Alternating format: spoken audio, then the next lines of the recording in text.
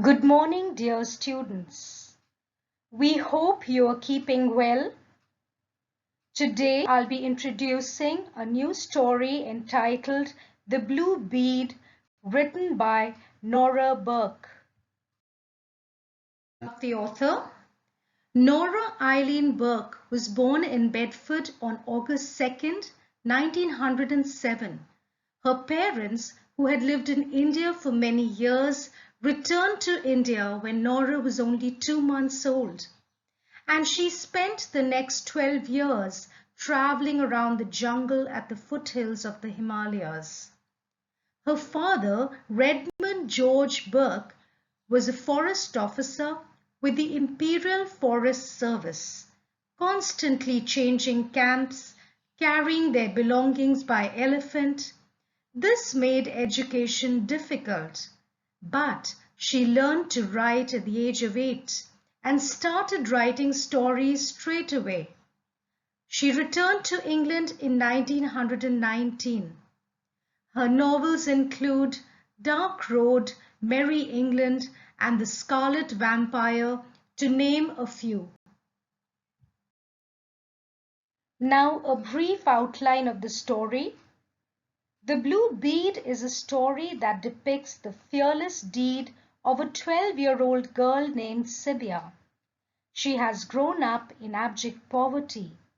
Since her childhood, she had been involved in husking corn, gathering sticks, and drying off dung. Also, she used to cook food and cut grass for fodder. In the story, she went with her mother and others to obtain paper grass from the cliffs above the river. They used to sell it to an agent who dispatched it to the paper mills. On one such trip, Sibia saves the life of a Gujar woman from a crocodile without wasting a moment. Sibia finds happiness in small things and gets fascinated by jewelry made from natural materials like seeds. She is brave and courageous. She is also a keen observer and can make quick decisions. The story conveys a very powerful message that if a person has patience and a strong determination, he will certainly attain anything.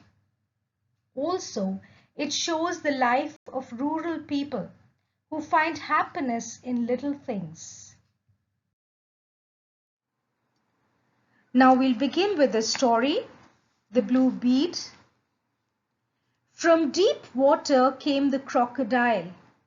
Now the author has introduced us to the crocodile before she introduces us to the protagonist, and that is the reason behind it is only to create a kind of a suspense, and by drawing the attention to the crocodile, she's also enhancing the curiosity of the reader. From deep water came the crocodile, out of black water. Now this crocodile emerges from out of the black water, curved with whirlpools. Now there are ripples in the water, and into the frill of gold shallows by the stepping stones. And the gold shallows are basically the water which is actually shallow over there, has all, the sun is actually reflected very clearly in those shallows. And therefore you can see the cobblestones and the stepping stones very, very clearly against the reflection of the sun. Now he refers to the crocodile. He was twice the length of a tall man. So he must have been about 12 feet or so in length. And inside him, among the stones which he had swallowed to aid digestion, rolled a silver bracelet. Now the crocodile had probably swallowed stones and a silver bracelet, and it rolled out from inside his throat. Timber was being floated down this great Indian river from forests further up. So there was timber. Timber is It's a wood which is used for building, and during lumbering, this timber is actually, cut, and then it's transported by way of, the rivers, which actually transport the timber, and these logs of wood are transported from the forest through the river. And there were sleepers lying stuck around the stones. The sleepers are nothing but the wooden planks which were actually stuck around the stones until someone came to dislodge them. So till somebody moved them, they were stuck between the stones. So till someone could dislodge them and send them on their way, or until the floods lifted them and jostled them along. So until the floods had lifted them, or someone had dislodged them or pushed them, till that time the logs were stuck. The crocodile had no need to hide himself. He came to rest in the glassy shallows among logs and balanced there on tiptoe on the rippled sand. Now the reason why the crocodile didn't need to hide himself was because he resembled those logs of wood. And so he was easily hidden and camouflaged in the river with the logs of wood. So he didn't need to hide himself. With only his raised eyes out of the water and raised nostrils breathing the clean sunny air. So only his eyes and his nostrils were visible, and that too he needed that for breathing. Around him, broad sparkling water travelled between cliffs and grass and forested hills. So the water was travelling between the grass, the hills and the cliffs. A jungle track came out of scrub each side and down to the sun-whitened stepping stones. So the foliage, between the foliage, there emerged a jungle road, a little road or a track, and down to the sun-whitened stepping stones on which a little flycatcher is a bird, was flirting and trilling along. So it was moving along, and it was also trilling is a high-pitched sound which the bird makes. The mugger crocodile, blackish brown above and yellowy white under, lay motionless. Now this crocodile was lying absolutely still. The colors have already been mentioned, the appearance of the crocodile, and he was able to wait forever till food came. So as we know, a crocodile is a very lazy animal, and it had a lot of patience to wait until the food came. This antediluvian. Now, antediluvian means a prehistoric. Saurian is a reptile. So this prehistoric reptile, this prehistoric juggernaut. A juggernaut is again a large, overpowering force. Now, the crocodile has been described in this manner because it was a very intimidating looking animal, ferocious and formidable, very powerful, a vast force in the water propelled by the unimaginable and irresistible power of the huge tail, lay lapped by ripples, a throb in his throat. Now, he was basically a huge animal, and he had this very powerful tail which was huge and irresistible, and that is what propelled and moved his body forward. It lay lapped by the ripples of the water, and there was a throb in his throat, his mouth running almost the whole length of his head. That has a huge mouth, as we know, and that was closed and fixed in that evil bony smile, and where the yellow underside came up to it, it was tinged with green. So the underside was basically green, and above it was a little on the yellowish side. From the day, perhaps 100 years ago, when the sun had hatched him in a sandbank, and he had broken his shell and got his head out and looked around, ready to snap at anything before he was even fully hatched. Now, perhaps 100 years ago he had been born. The first crocodile, perhaps, as we know, they say it is a prehistoric kind of an animal. So it dates back to many, many years ago. And when the first crocodile must have hatched, and we're talking about this crocodile at the moment, he had also been hatched like the earlier ones in a sandbank, and his shell had been broken, and when he had got out, he was ready to snap even before he was fully hatched from his shell. From that day, when he had at once made for the water, ready to fend for himself immediately. So he was ready to take care of himself immediately. So he was very independent. He had lived by his brainless craft and ferocity. So he was living because of his logical, tactful brain and the aggression that he already was endowed with. Escaping the birds of prey and the great carnivorous fishes that eat baby crocodiles, he had prospered. So his basic diet was actually, he had to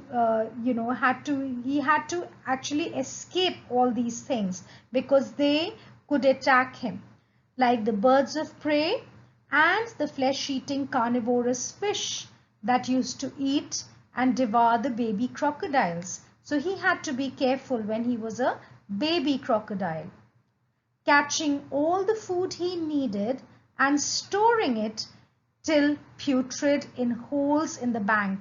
So he used to store his food till it was putrid, means till it had decayed. He used to store it in the holes in the bank of the river. Tepid water to live in and plenty of rotted food grew him to his great length. So he basically survived on tepid, which is lukewarm water, and rotten food.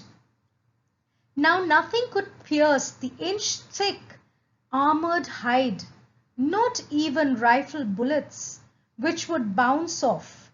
So his skin or his hide was very, very thick, and not even bullets could pierce through that. They had to bounce off. Only the eyes and the soft underarms offered a place. So these were the only two vulnerable places in his body. One was his eyes and the other was his underarms. He lived well in the river, sunning himself sometimes with other crocodiles, muggers are also crocodiles, as well as the long-snouted fish-eating gharials, which are again crocodiles. These are just Hindi words for the different kinds of crocodiles. So some are called muggers and some are called gharials. On warm rocks and sandbanks, where the sun dried the clay on them quite white. So he would lie on those sandbanks until his body, which was wrapped in clay, would dry into a complete white color, and where they could plop off into the water in a moment if alarmed. So if they felt that there was a threat to their lives, or if they could smell danger, the crocodiles would immediately plunge into the water. The big crocodile fed mostly on fish, but also on deer and monkeys that came to drink, perhaps a duck or two. So they basically survived on the fresh diet that the crocodile had. Apart from the tepid water and the rotten food, he also consumed a fresh diet which comprised fish, deer, monkeys, and a duck or two. But sometimes here at the ford is a stream, he fed on a pie dog, which is a stray dog, full of parasites or a skeleton cow. And sometimes he went down to the burning ghats and found the half-burned bodies of Indians cast into the stream. So sometimes this crocodile used to also go to where the carcasses or the dead bodies which were half burnt of the Indians, they were actually cremated in these open grounds called burning ghats. So he used to try to go, and he used to go to those ghats so he could devour some of the half-burned bodies. Beside him in the shoals as he lay waiting glimmered a blue gem. Now this blue gem is the blue bead that we are talking about. Of course, it's not a gem. We come to know in the next paragraph. And he really, while the crocodile was lying, he also was lying next to this blue gem, which now the author says it was not a gem though. It was a sand-worn glass. This was just a piece of glass which had been, it had suffered a lot of abrasion, a lot of rubbing against the sand had made it what it was. And this glass had been rolling about in the river for a long time. And while it was rolling about the river, by chance it was perforated right through. So it had been pierced with a hole through the neck of a bottle, perhaps. So she's not sure, but perhaps it must have been the neck of a bottle. And that was the blue bead that Nora is going to talk about later as well in the story.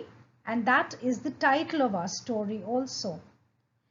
In the shrill, noisy village above the ford, out of a mud house, the same color as the ground, came a little girl. Now in this noisy village, there is a noisy village which is overlooking this river, and there was a little mud house just above the ford, that is the stream, and out of the mud house this little girl came out, and we know she is the protagonist and her name is Sibya. She was a thin, starveling child, a thin, undernourished child, dressed in an earth-colored rag. So she was very, very simply dressed, and this also indicates that she was extremely poverty-stricken.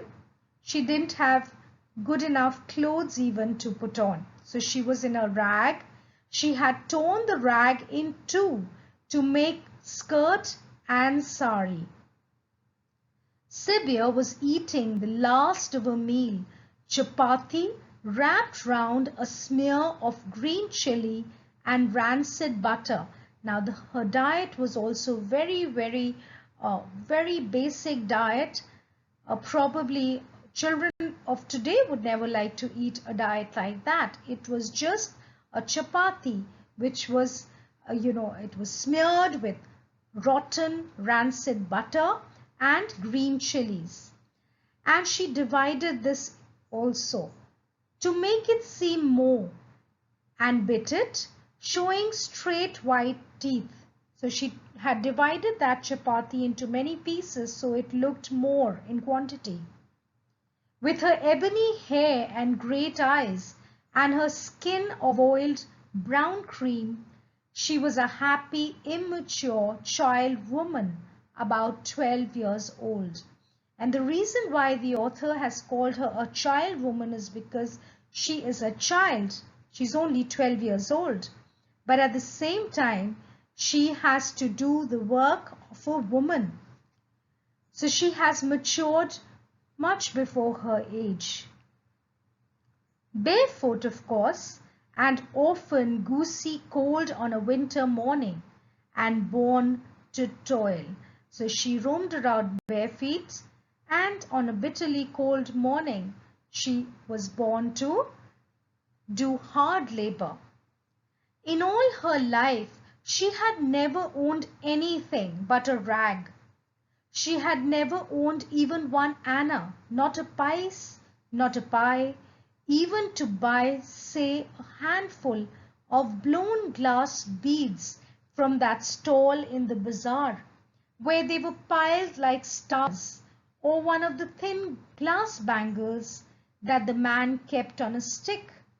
So she could not even afford. She did not have any money, not even the smallest amount, to be able to afford the glass beads that she would see that used to be displayed. The man who was the one who used to sell those beads, he would place them on a stick and you could choose which color you'd have. She knew what finery was though. She had been with her parents and brothers all through the jungle to the little town at the railhead where there was this bazaar. So she had been often to the bazaar and the market, which was just bordering the railhead. And she had walked through all the milling people, through all that chaotic rush she had walked, and the dogs and monkeys full of fleas, the idling, gossiping, bargaining humanity, spitting beetle juice, heard the bell of a sacred bull clonking. He lumped along through the dust and the hubbub. So while she was walking along, she noticed all the different sights. She saw some animals there like dogs and monkeys. She noticed people gossiping and idling away their time. They were spitting beetle juice, and she also heard this very dull, striking sound from the bull the bell that a bull was wearing as he walked along through the dust and the noise. She had paused, amazed before the sweetmeat stall, to gaze at the brilliant honey confections, abuzz with dust and flies. So she had paused when she saw the sweet stall, and there were very interesting things that she was very, very intrigued by. They smelled wonderful above the smells of drains and humanity and cheap cigarettes. So this smell was so overpowering. The sweetmeats and all the confectionery smells were all those aromas overpowered the smells, the unpleasant smells like drains and cheap cigarettes. At home, she sometimes tasted wild honey or crunched the syrup out of a stalk of sugarcane. But these sweets were green and magenta. So the sweets that she would have were green and magenta. Then there was the cloth stall stacked with great rolls of new cotton cloth. So when she came to the cloth stall, she noticed that there were rolls of cotton cloth piled up, stamped at the edge with the maker's sign of a tiger's head. So then it was stamped with the manufacturer's sign, and that trademark sign was a tiger's head on the cotton cloth, and smelling so wonderful of its dressing, straight front the mills, as if the cotton cloth had just arrived freshly from the mills, that Sibya could have stood by it all day. But there were other wonders to see.